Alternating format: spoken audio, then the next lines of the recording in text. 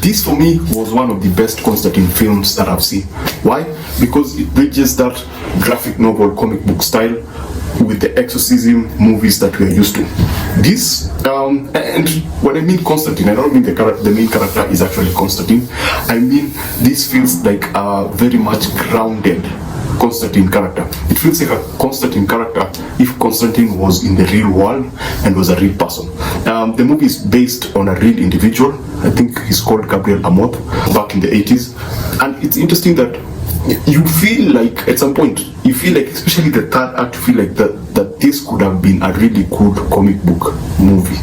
It has that vibe, especially when you get to that final action set piece. And I'm not talking about big punches, I'm just talking about the aesthetics and the framing and the sets and just the visual effects. They feel kind of comic bookish in a way. And this makes for a very enjoyable movie. Yes, it's horror, but in a way, it's even the main character is not what you'd expect him to be. He's not stuck up, he's not a serious character, he's always applying humor in everything that he does, and that's something that you don't see with a lot of priests. He actually takes alcohol, a bit of it, and you get to see a character who's actually a real person. He feels like a real person with actual emotions, with a past, and with a bit of humor. There's something about him that humanizes him, that separates him from all the other priests, and you actually see that. So the story is basic. The character is having a problem because he's practicing exorcism, and there's a panel that disagrees because they feel that that practice is outdated. Meanwhile, in the same story, there is a young woman who inherits a castle, and you know what that means. You immediately see the castle and you go like, okay, that's a haunted castle because it's a dark castle. It's being renovated, but the moment you see it, you go like, okay, that's not a good place to live. It's isolated, it's haunted, it looks like it's going to be haunted. So there's nothing actually new about this particular story because most of the things that happen are more or less cliches. So when they go into the house, the woman has a daughter, a teenage daughter, and a young son.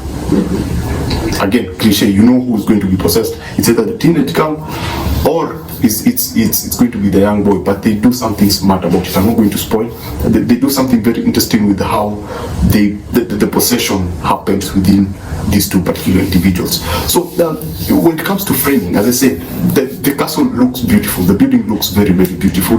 The interior is shot in such a way that it feels like a horror set piece. Not horror as much as a haunted building. It feels like a haunted buildings, and they totally embrace that in every single way.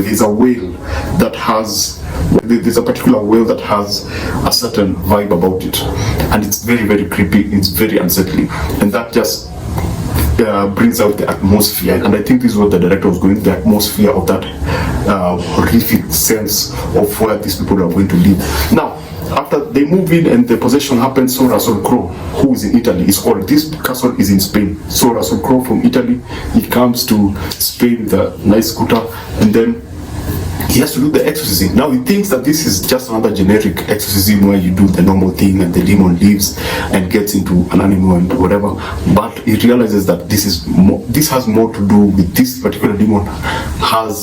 It's more of a challenge than he thought it was going to be, because now the demon comes with something else which is more of psychological torture, and the demon is going for the church, it's not going for one single individual.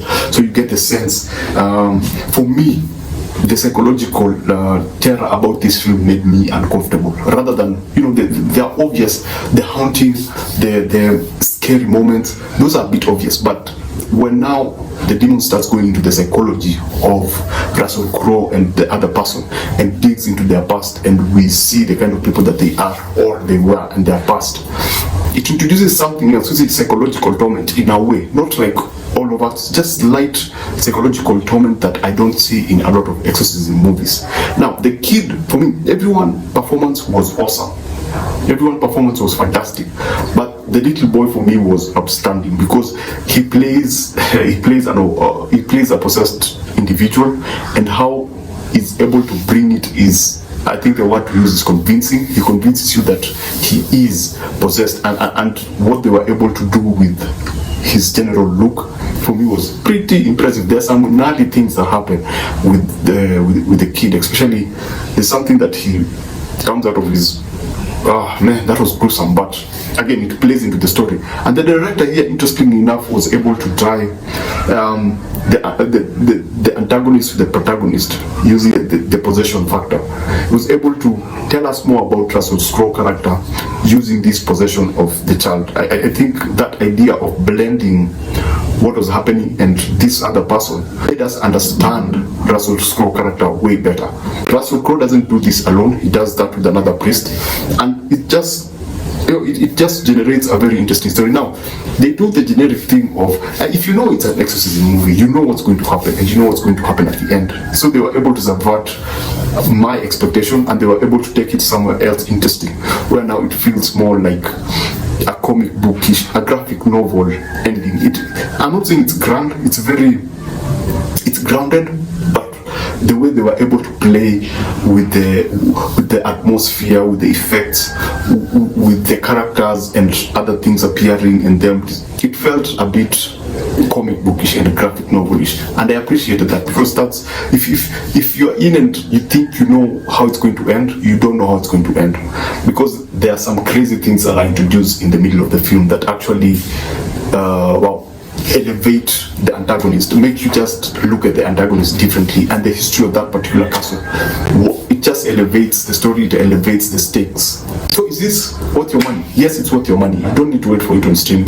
I think with the general atmosphere of that castle, it would work well in watching it on a big screen in a dark room. It works very, very well. It's very efficient when some things happen, and the terror feeling actually is far more effective on a much bigger screen. Did I like everything about this film? The only thing that I was disappointed by, for me, was it's in the 80s, and it does not look and feel like it's the 80s.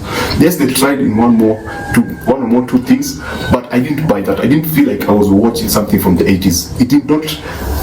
There was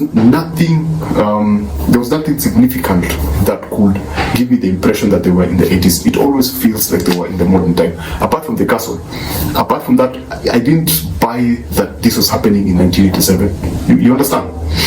I did not. There was nothing to sell the idea of 1987 to me in this particular film. But all in all, this is a very good time. If you love horror, it's a very good time. If you just want to watch something that you will enjoy on the level of Cocaine Bear, this is a very good alternative. So yeah, that's the Pope's Exorcist. Thanks for watching, and like, subscribe, and I will see you on the next one.